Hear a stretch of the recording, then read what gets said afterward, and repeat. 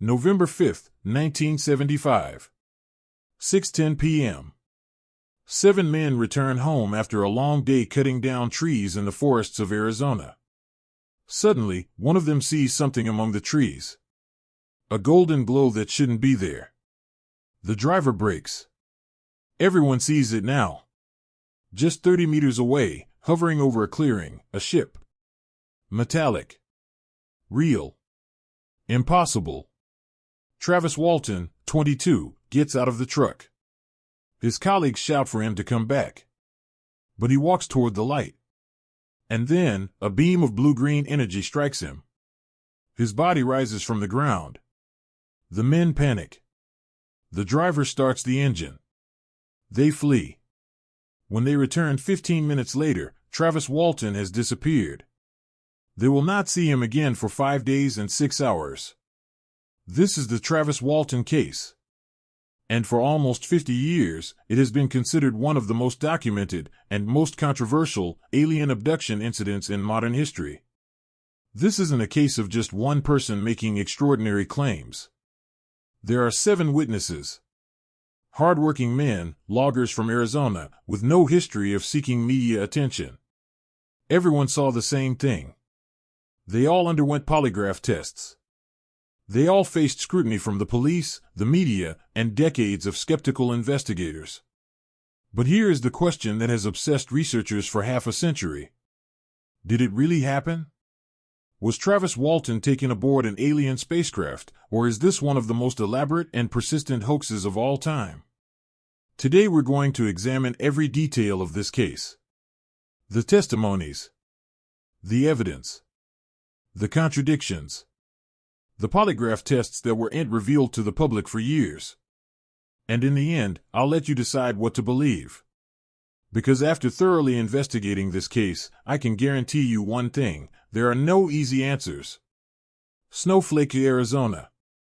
November 1975. Show, map of Arizona, location of Snowflake and Apache Sitgreaves Forest. To understand this case, you first need to know the context. And there are details here that are disturbing. We are in the midst of the Cold War. The Vietnam War had just ended 6 months earlier. And in the United States, UFOs are a hot topic. Literally. The tabloid National Enquirer, yes, that tabloid, is offering a $100,000 prize for convincing evidence of extraterrestrial visitors.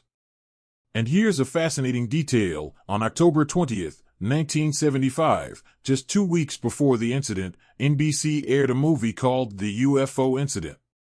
It's about Barney and Betty Hill, the first widely publicized and famous case of alien abduction. Coincidence? According to Skeptics, no. According to Travis Walton, that same night he and his friends discussed the movie after watching it. Now, let's meet our protagonists. Mike Rogers, 28 years old. Forestry contractor. He is the head of a small crew of loggers working for the United States Forest Service. And here's something important: Mike has a contract that he must complete by a deadline. If he fails to do so, he faces significant financial penalties. In fact, on October 20th, yes, the same day that movie about abductions is broadcast, Mike Rogers sends a letter to the Forest Service acknowledging in writing that the work is way behind schedule and probably won't be completed on time. Save that detail. It will be important later. Travis Walton, 22 years old. Mike Rogers' employee. And something more, Mike's best friend for years. Eventually, Mike will marry Travis' sister. Their family. Travis has an interesting background. In 1971, he was arrested along with Mike's younger brother for burglary and check forgery. He completed 2 years of probation without incident. But there's something even more intriguing. According to Navajo County Sheriff Travis, his older brother Dwayne, and his mother are longtime UFO students. They've talked about sightings for years. In fact, Travis and his brother Dwayne even made a pact. If one of them was abducted by aliens, he would insist that the aliens take the other one too.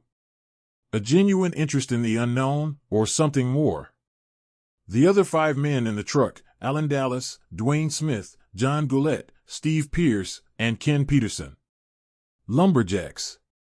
Ordinary workers. No history of seeking publicity. Or at least, that's what it seems like at first. The stage is set. It's November 5th. The team has been working all day in the Apache Sitgreaves National Forest, about 15 miles from the town of Heber. And here's something strange that one of the witnesses would reveal years later. Normally, the crew finishes work at 4 p.m. and returns before nightfall. But that day, Mike Rogers makes everyone stay working until after dark. Because? Furthermore, according to Steve Pierce, one of the witnesses, Travis didn't work at all that day. He spent the day sleeping in the truck, saying he was sick from excessive partying. And Mike Rogers disappeared from the work site for 2 hours that same day. It is 6:10 p.m. when they get on the truck to go back home. The sun has already set. And they are about to see something that will change their lives forever. The 7 men are crammed into Mike Rogers' truck. It's a 7-seater, which means they're packed in tight. Tired. Eager to get home. They are crossing a dirt road, surrounded by tall pine trees. The only light is from the truck's headlights.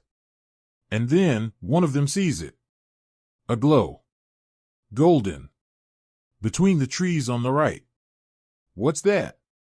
The truck rounds a bend and suddenly, there it is.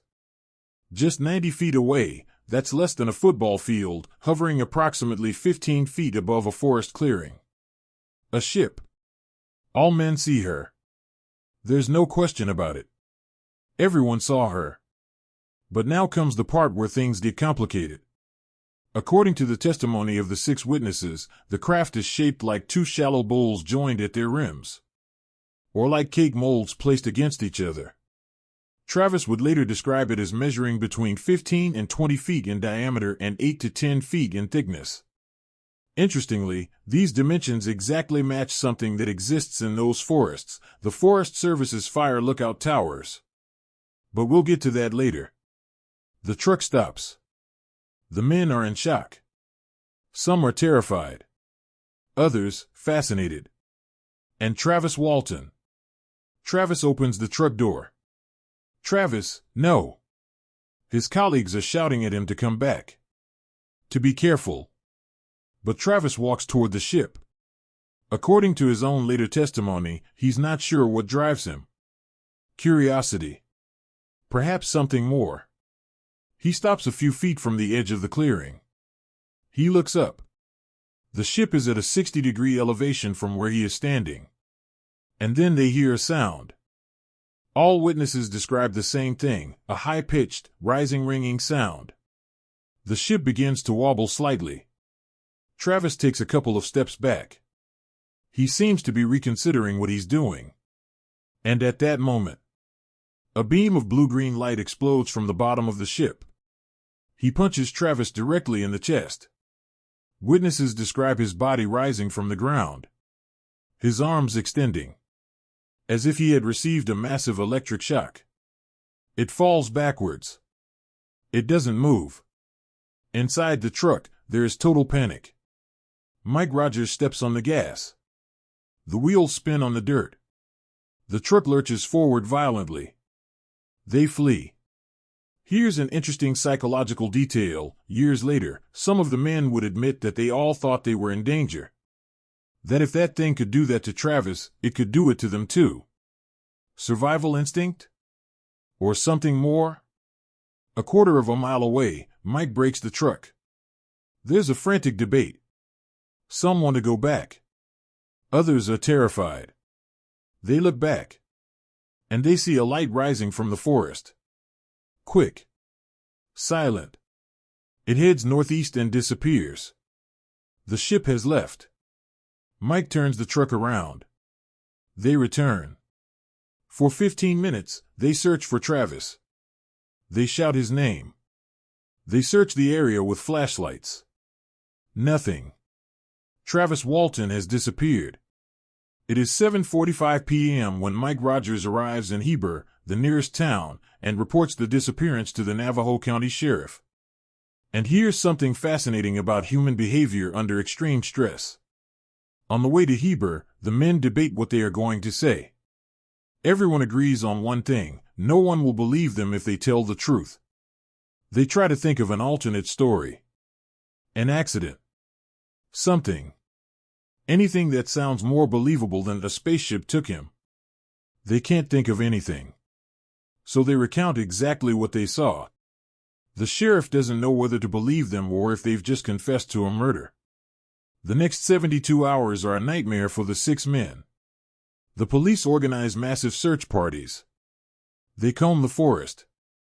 They use dogs. Helicopters. They find nothing. Not a trace of Travis Walton. And the police have a theory: these men killed Travis Walton and are using this ridiculous UFO story to cover it up. Think of it from the sheriff's perspective. 7 men arrive saying a spaceship took their partner. No body. No physical evidence. What conclusion would you draw?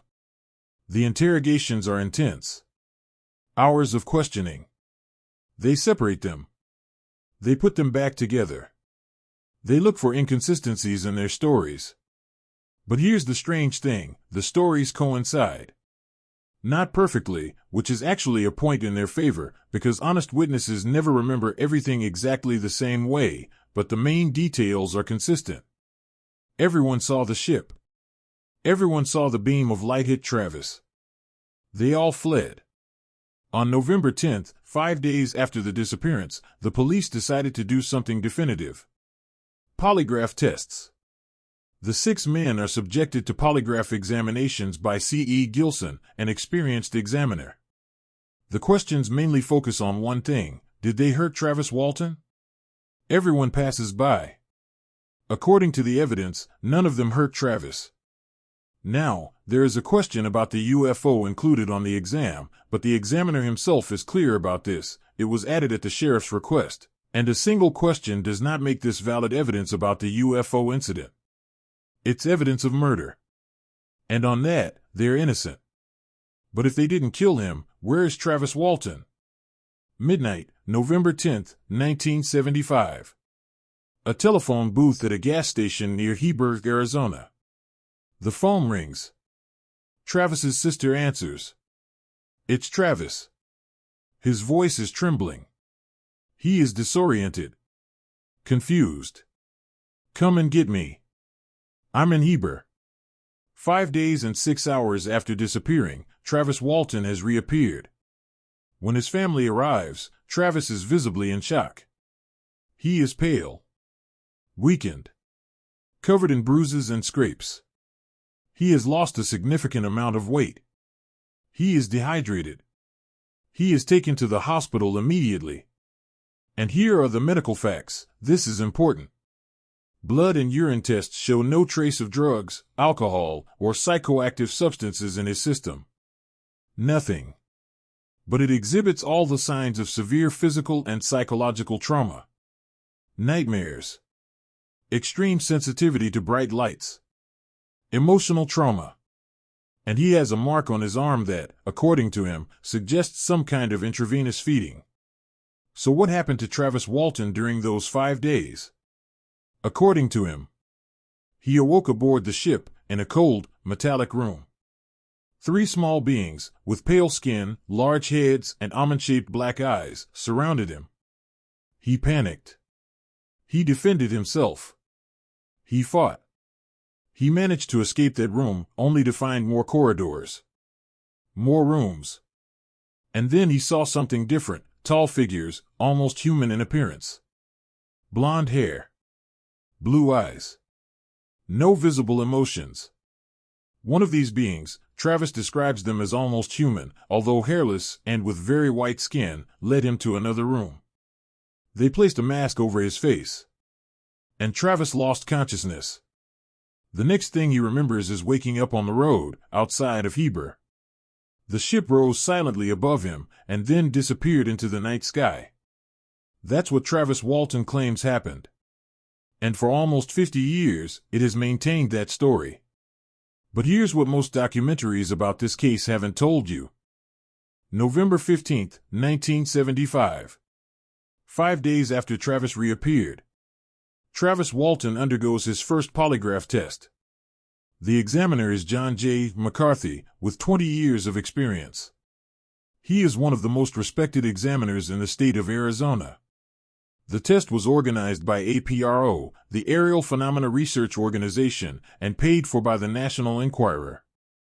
Yes, the same tabloid that's offering $100,000 for proof of aliens. Travis enters the hotel room. It connects to the machine. The questions begin. And Travis Walton fails the test. McCarthy's conclusion is clear and unequivocal. Serious deception. But here's the fascinating part: this test was not revealed to the public. APRO and the National Enquirer suppressed it. For years, no one knew that Travis had failed his first polygraph test. Because McCarthy wrote a detailed report. In it, he explains that Travis not only failed the questions about his abduction, but also employed countermeasures during the test. She held her breath. She was trying to manipulate her physiological responses. Techniques used when someone is actively trying to deceive a polygraph machine. Years later, Travis would argue that he was nervous, that the trauma of his experience affected the results. But McCarthy was clear: the reactions on the graph did not indicate nervousness. They indicated deception. 3 months later, in February 1976, Travis took a second polygraph test. This time with George J. Pfeiffer. And this is where things get really interesting. Before the exam, Travis dictates the specific questions he wants to be asked. The examiner agrees. After the test, the president of Thomas L. Associates, the company that conducted the exam, made a public statement. Due to the way the questions were dictated, this test should be invalidated. But there's more. After examining the graphs, Azell states, the reactions in the graphs, according to my interpretation, would not be legible. You wouldn't be able to tell if he's telling the truth or if he's lying. However, this is the evidence that APRO and the National Enquirer publish. This is the test that they say Travis passed. Do you realize what's happening here? And there's one more detail you can't ignore. Travis Walton appears on the Fox game show The Moment of Truth. The format is simple: you answer questions while connected to a polygraph. If you tell the truth, you advance. If you lie, you lose. The question: were you abducted by a UFO on November 5, 1975? Travis replies, yes. The voice of the program announces.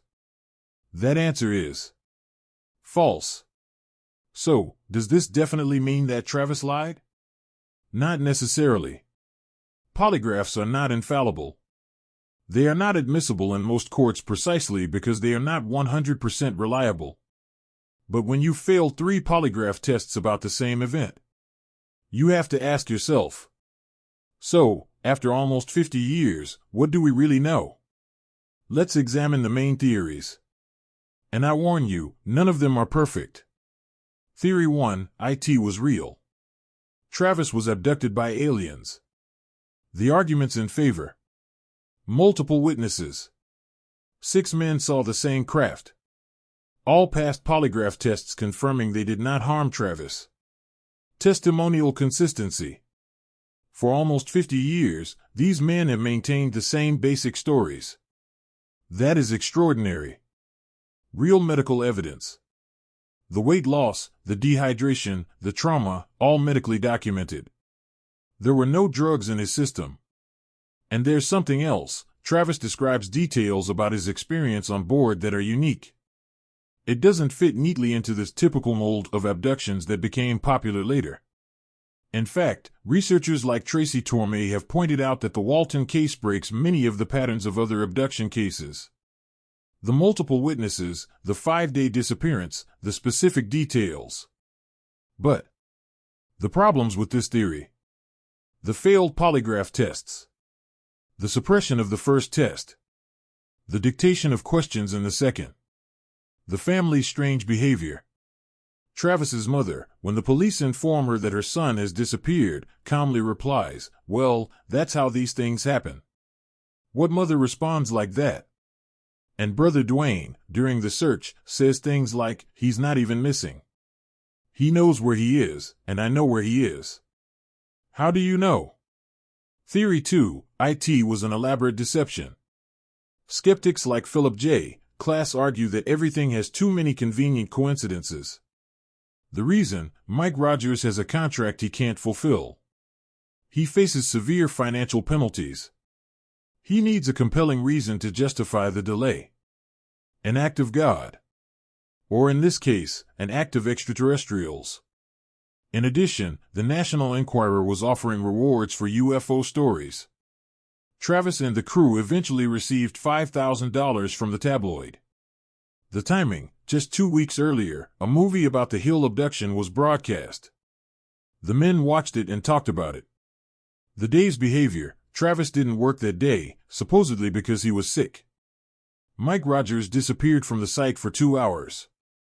And they kept everyone working until after dark, when they normally finished at 4 p.m. Because? And here is the most recent theory, proposed by skeptic Robert Schaefer in 2021. The Gentry Observation Tower. Schaefer suggests that what the men saw was not a spacecraft, but a brightly lit Forest Service fire lookout tower. These towers have exactly the dimensions that Travis originally described: 15 to 20 feet in diameter, 8 to 10 feet thick.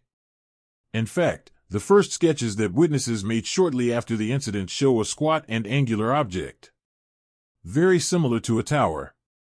Interestingly, over the years, Travis's descriptions have evolved. In recent interviews, the ship has become larger, more rounded, more cinematic. According to Schaefer, Mike Rogers may have shone a spotlight on Travis from the tower. Then, when they returned to look for Travis, they actually went to a different location. But problems with the deception theory. How did Travis evade massive police searches for 5 days? Helicopters. Dogs. Exhaustive tracking. Where did he hide? The weight loss and dehydration are real. Medically documented. To lose the weight she did in 5 days, she would have had to be on a diet with limited water. Who would willingly endure that just to perpetuate a deception? And perhaps most importantly, the risk. If this was a hoax, these men took a huge risk. Lying to the police in a missing person investigation is a serious crime. They could have gone to prison. Is it worth risking years in jail for $5,000 divided between 7 people? Theory 3, the truth lies somewhere in between. Researcher Carl Pflock proposed something interesting. Perhaps the only ones who knew what was really going on were Travis and Mike Rogers. The other 5 men could be honest witnesses to a deception they didn't know was a deception. Think about it. If only Rogers and Walton were in on the plan, that would explain why the other 5 passed the polygraph tests truthfully. They truly believed what they saw. But even this theory has problems. How do you convince 5 men they saw a spaceship when it was something else? And now we arrive at March 2021. 46 years after the incident. Mike Rogers, the truck driver and Travis's best friend, posts something on his Facebook page. I, Michael H. Rogers, being of sound mind and rational judgment, hereby give notice that I should no longer be considered a witness to the alleged abduction of Travis C. Walton of November 5, 1975. After 46 years defending history, Mike Rogers withdraws his testimony. The UFO community is in shock. What happened? Why now? Rogers explains that Travis tried to keep a new movie version of the case a secret. She says that Travis has always had his big secret that he's kept from her. Quote, I don't think Travis is an honest person, and therefore I don't want anything to do with him. But the real bombshell comes a month later. April 2021. A producer named Ryan Gordon, who was working on a new documentary about the case, receives a call from Mike Rogers. Gordon records the call without Rogers knowing. And in that call, Mike Rogers says something explosive. We were talking in the woods one day. Travis and I remember. We were talking about creating a UFO hoax, okay? I don't know how the UFO got there. But I remember, when I was driving the truck and it jumped out, it was all deliberate. It was all a planned thing, okay? It ran out there and there was something about the UFO that wasn't real, even though it looked real. Did you hear it? Mike Rogers, the main witness, confessing that it was a planned hoax. Gordon publicly released the audio in July 2021. The Travis Walton case, one of the most credible in the history of ufology, seems to be falling apart. But then, Mike Rogers and Travis Walton reconcile. And Mike publishes a retraction. He says he was angry. That he said things that weren't true. That the call was manipulated, taken out of context. He reaffirms that everything they saw that night in 1975 was real. So, what do we believe? Mike's original confession? Or the subsequent retraction?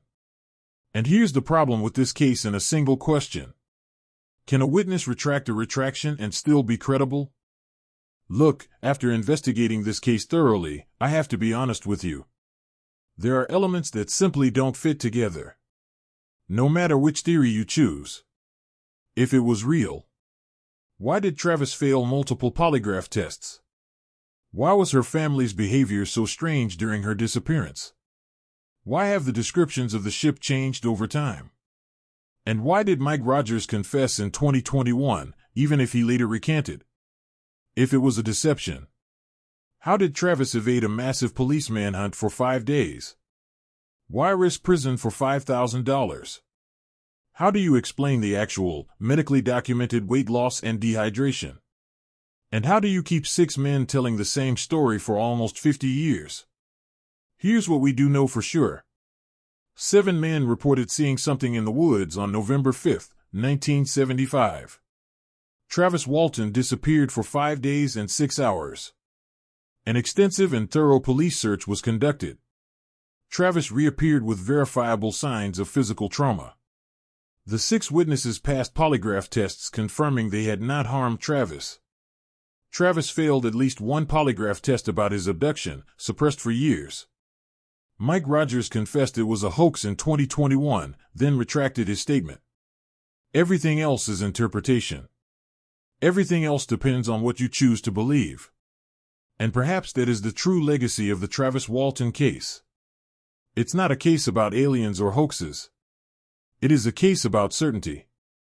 We live in an age where everyone wants definitive answers. Black or white. True or false. But the reality is more complicated than that. The truth is that there are cases, like this one, where we simply cannot know with absolute certainty what happened. And that makes us uncomfortable. It makes us so uncomfortable that some will choose to fervently believe in alien abduction despite the problematic evidence. And others will dismiss the whole case as an obvious hoax, ignoring the elements that don't fit into that narrative. But the most honest position, the most difficult to maintain, is simply to say, I don't know. And perhaps we'll never know. The Travis Walton case raises bigger questions than whether aliens are real or not. He asks us, what is sufficient evidence? If 7 people see the same thing, does that make it true? Or can 7 people share the same illusion? He asks us about human memory. Can 6 men maintain a lie for half a century? Or is human memory so malleable that they can actually believe something that never happened? And it asks us about the nature of truth itself. In an age where anyone can record everything, where we have technology that our grandparents would have considered magic, we still cannot definitively answer what happened in an Arizona forest in 1975. Look, I can't tell you what to believe. I'm not Travis Walton. I wasn't in that truck. I didn't see what they saw, or what they claimed to have seen. What I can tell you is this. Whatever happened that night was powerful enough to change 7 lives forever. Travis Walton has lived with this story for almost 50 years. He has been ridiculed, investigated, called a liar 1,000 times. He has failed polygraph tests. He has faced skeptics like Philip Klass who dedicated years to discrediting him. And yet, he continues to tell the same story. That requires something. Be it courage or stubbornness. Conviction or delusion. Up to you. There's a forest in Arizona where, if you walk the right trails, you can find the clearing where it all supposedly happened. There is no plaque. There is no monument. Only trees. And somewhere in that same state, Travis Walton, now almost 72 years old, continues to tell his story. He continues to organize conferences about UFOs. He continues to answer the same questions he has answered for decades. Was he abducted by extraterrestrials on November 5, 1975? Or more importantly, does it matter that we may never know the answer for sure? Because perhaps what truly frightens us is not the possibility that extraterrestrials exist. It is the possibility that we may never be able to prove that they exist. Or that they don't exist. It is uncertainty that terrifies us. And the Travis Walton case is pure uncertainty. Thank you for joining me in this investigation. If you found this video interesting, let me know in the comments, what do you think really happened? Alien abduction? An elaborate hoax? Something else entirely? And if you want me to investigate more cases like this, cases where the truth is buried under layers of mystery, contradictions, and impossible testimonies, subscribe to the channel. Because there are many more mysteries to solve. Or at least, to try to understand. See you in the next case. The Travis Walton case remains unsolved. Travis Walton claims he was abducted by aliens. Skeptics claim it was a hoax. The only certainty is that something happened in that forest on November 5, 1975. And 7 men saw something.